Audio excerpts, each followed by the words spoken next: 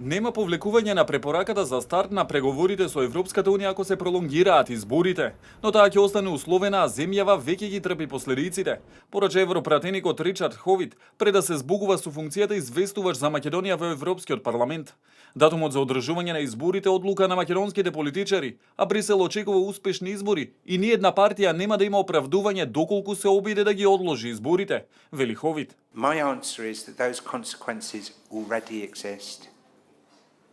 We don't, as external people, get involved in threats. We don't believe in threatening people, and I won't do that. But it is a matter of fact that some of the instrument for pre-accession money is not being paid that would have been paid in the past. That's a matter already of fact. It's a matter of fact that there was an unconditional recommendation for opening of accession talks for Macedonia with the European Union. And for the last 2 years, it's been conditional, and I would expect it to be conditional again. It's a matter of fact that some of the international engagement from other countries has lessened because of events within this country. Ховит очекува изборите закажани за 11 декември да се одржат, а граѓаните да имаат соодветни услови за избор. Тие ќе бидат од круцијална важност за иднината на земјава, додава Ховит.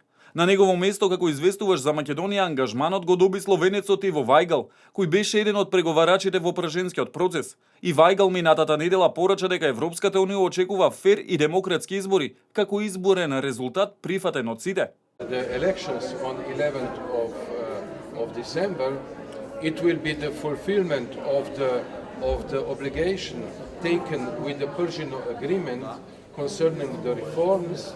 And of course, it will be also the ability and readiness to cooperate concerning all political parties to cooperate after the elections, which we expect to be transparent, democratic and according to the European standard.